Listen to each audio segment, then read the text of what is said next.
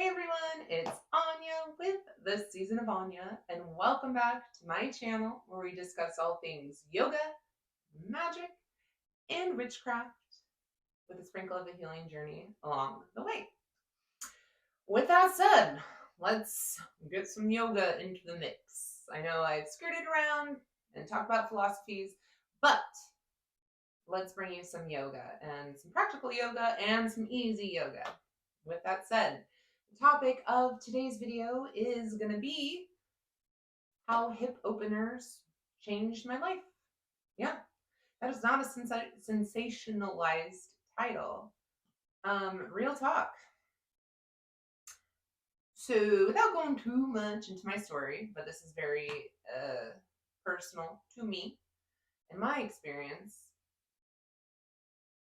Long story short, I didn't realize for past 32 years of my life. I'm turning 33 this year, so that's a little bit of a reference. But for the past 32 years of my life, I didn't realize what state of, we'll just say, fight, flight, or freeze that I was living in. In essence, I was living in a state of very hyper anxiety that manifested and looked like somebody who was driven, hardworking. Um, so yeah, because of traumas and situations I endured, I didn't even realize it, but I've been living in my head for as long as I can remember. And what does that mean? I basically created a safe space in my little bubble. If a situation wasn't controlled, I didn't know what to do. But here's the caveat. I was able to control nearly every single situation in my life. This means, work environment. I'm a hairdresser by trade, right? So I know how the flow of conversation goes. It's easy, right? Plus, if situations happen like out in the wild, depends, right? If I didn't know someone, I'd stumble or try to just kind of deflect and put the conversation on them. Or if I knew someone, and I'll be honest, I always try to make points of reference of making sure I have something positive to say. That's how I got around in this world, to be perfectly honest. With that said, my nervous system was crazy. I had so much energy because I was just kind of going into this hyperdrive state. Here's the thing that a lot of people in my life did not see. I also experienced insane burnout. So when my cortisol levels were up, kind of at the salon we called it Hurricane Anya because I would just and back in, right? But with that, when I got home, I was still hyper driving usually, but there became a point where I legitimately didn't know how to relax, and I still struggle with it, but I didn't know how to relax, and so eventually, when my nervous system gave out, I had no more cortisol to produce because I had exhausted all my resources. I'd burn out. And just to be really honest with you, it was not pretty. It usually lasts a couple days, and it was insane burnout. It was severe depression, complete lethargy, and feeling of hopelessness. With that said, here's the good news. Hip openers, yoga. Holy moly. For real. Oh my God. To give you a little bit more of a backstory, I went through massive weight loss transformation. That's kind of when my whole healing journey started. That's all for another video. But the point is, what I realized through going through yoga is, I just thought my body, because of all the massive weight I lost, we're talking like 146 pounds and counting. I just thought my body was built differently because of all the excess fat, because I store a lot of fat, a lot of skin, and all that stuff in my midsection, in my belly. Then I started going to yoga. And again, I kind of was looking around at the classroom and like, why can everybody else hit some of these poses, some of these hip openers? And we're talking basic stuff like child's pose. Why is everybody able to hit these poses so differently? Well, our energy center is in our core, in our gut, typically associated with the lower three chakras. Yes, I have a whole video on that if you want more information on the root chakra and the chakra system. I really do recommend you check it out because it's been so transformative for me. I'll link it below. But with that said, I did not realize how much tension I was holding in my hips. Through this last year, I have been so consistent and dedicated to showing up for myself and to yoga. And over time, I realized my body was changing. And it was awesome. And it is awesome. But even through that period of time, and I'm talking recent months, I kept, when you're in yoga, you observe, especially in a group setting, you observe other people. I always thought, I don't want to say I was a lost cause, but I always thought, it's due to my size. I can't get into these poses. But then I noticed women and even some men were built, right? Men and women are built differently. But I'm like, these women of all shapes and sizes are getting into these hip opening poses so much deeper than me effortlessly. And I really started to look into the why behind that. So, cue really focusing on hip openers. When our hips are a little more open, we release trauma. Oh, we release trauma. Our body doesn't even know it's there. If I could tell you how many times I've been to a yoga class where I just started crying during some of these hip openers I'm going to show you. It's like an automatic response, right? It's just these bursts of energy that we're storing. And so with that, 32 years of trauma has been released. And this is not like a woe is me kind of story. This is more of a self-actualization story. And I really want to emphasize that. So with that said, since I have been working on my lower body, my hips, I am feeling so much more grounded in ways that honestly I didn't think were possible for me. I didn't know. In a very anecdotal standpoint, I almost feel like I'm a little kid again. Everything feels safe. Simply put, I'm learning how to chill out. I'm learning how to actively release tension in this area. And again, this is so associated with the root chakra and the lower three chakras. Truly, truly. Those two have been hand in hand for me in understanding what's going on. So, with feeling more grounded, I started holding myself differently. I never even realized the way I was holding myself. I would kind of always lean forward as if I had like a rod in my back, like my friend who does. Over time, I realized, oh my God, I haven't developed a core nor hips which support your whole upper body. And so, anyways, it's not so much about how it looks, but how it feels. And if you're struggling to feel grounded, struggle with safety, security, just being in your sense of self, more importantly, being in your own body,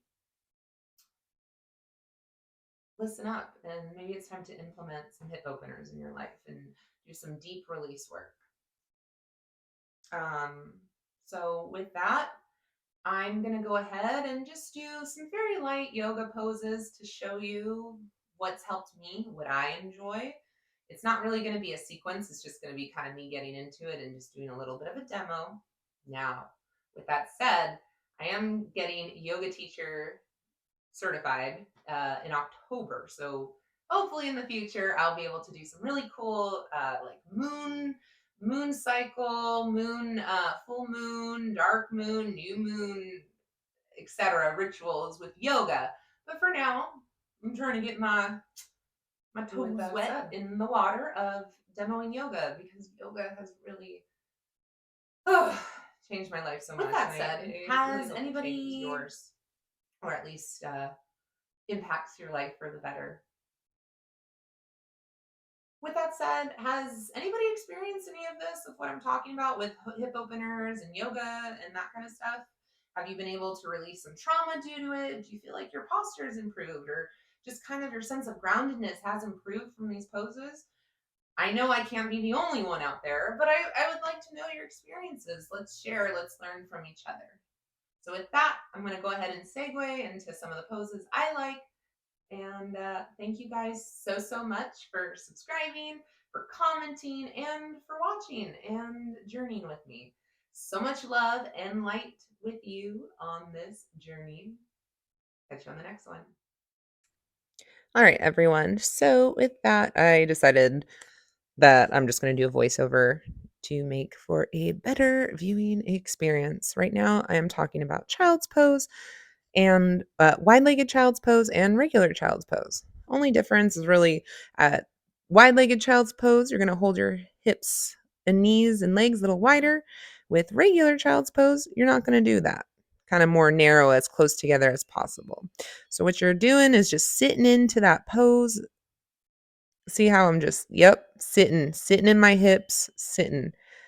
Booty to heels, really get into it. Give it a little wiggle if you got to. And slowly bend into it and slide into it. I cannot tell you like the transformation of this pose in the sense like physically. I couldn't even do like half of this when I first started yoga. And that's kind of when I was like, this is weird. Hips, baby. With these poses too, I highly recommend you sit into them for a good 3 to 5 minutes on each side. This one only has one side, obviously. So I'd say 5 minutes, you're going to get some really good restorative benefits. Now I'm demoing the normal leg child's pose. And as you can see, I start to do it with my knees touching. My body just ain't there yet. That's okay. It's about slow and persistent movements and adjustments over time to get your body where it needs to be. Emphasis on persistent adjustments, though. Sometimes we get so lazy and we forget to keep pushing ourselves, right? So be gentle with it, enjoy it, and keep finding your edge, as they say. As long as you're not overexerting yourself, but exerting yourself enough, the progress will change. All right, wrapping up child's pose. My goodness, it is hot. I am sweating. I'm recording this in July in San Diego. It is hot, but I love you guys. So also you get what you get. All right, getting into downward facing dog here. At least whatever that is. Best I can do.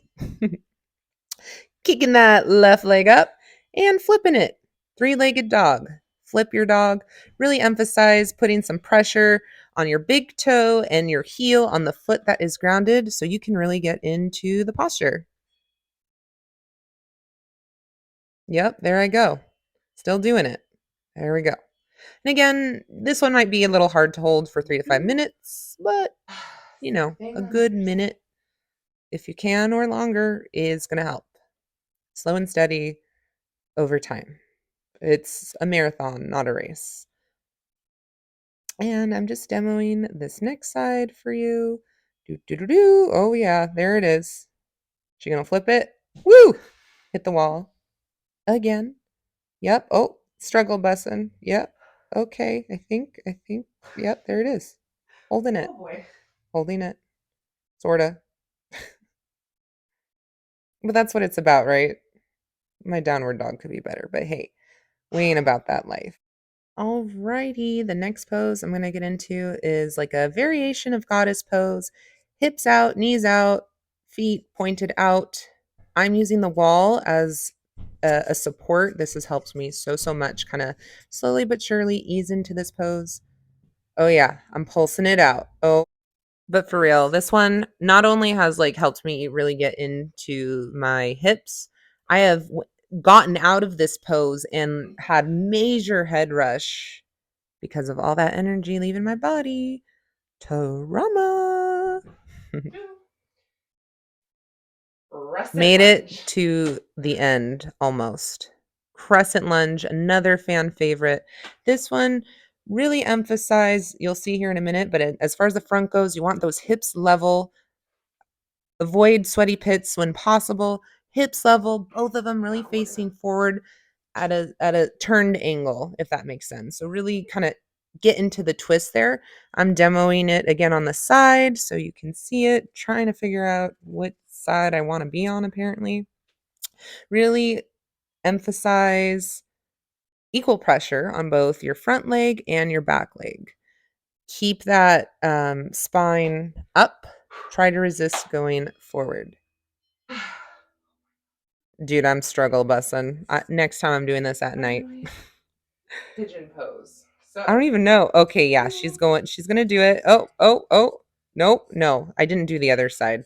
Sorry for the really lame explanation. I am getting into downward dog, getting us yep, towards pigeon pose. Another fan favorite here. This is usually the one that makes me cry. I tend to do it like this. You really want to emphasize the leg. All right, I'm going to try this. The booty, the buttocks of the leg that is being folded over, you really want to emphasize that booty cheek being towards the floor. Does that make any sense? Now I'm bent over. I should be demoing it here in a minute on the other side, but let me just get through this first. I don't even know, fam. All right, prepping this with the downward dog, really getting into it there, trying to look legit. Cross that leg over in like a figure 7. You want it to be parallel to your body. You want your spine up. You want that right booty cheek as close to the floor as possible. That way you get that equal hip distribution. Also, I like to kind of twist my hold on to my hands as you just saw. That way I'm able to really slowly but gently get into the pose. You can either bend over, that is the technical posture, or stay up, or do both, right? Stay up for a minute and then bend over. Okay, almost there. Look at me, I'm getting it going, strutting my stuff, don't even care. Looking a little looking a little disheveled though, as per usual. No idea what I said there. Oh Lord. Okay. Bear with me on this one. So if your knees hurt, you can't get into pigeon pose, the one I just did. This is also a variation. I believe it's called, I don't know, we'll call it floor pigeon. Basically, same concept. You bend your, for example, in this position right here, I'm bending my left knee all the way up into my hips and then doing a crossover figure 7 kind of vibe and really pushing that opposite hip, that right hip back. I'm going to demo it again on this side, same thing. Although I can't tell the difference between left and right apparently. There I go. Nope. Nope. Wait. I think she's going to get it. Yep, there. Oh, nope. Yes. No. Oh my god. I think I still got it wrong. Do I fix it? I don't think I do. But you get the point. Oh no, I did. We're good. Right leg squeezed up to your hips, pushing that left leg in that nice figure 4 motion to open up your hips. Put your hands on right under your knee. Don't put it on your knee or you will hurt yourself. Okay, I made it. Love you guys so much. Thank you for watching. Until the next one. Bye.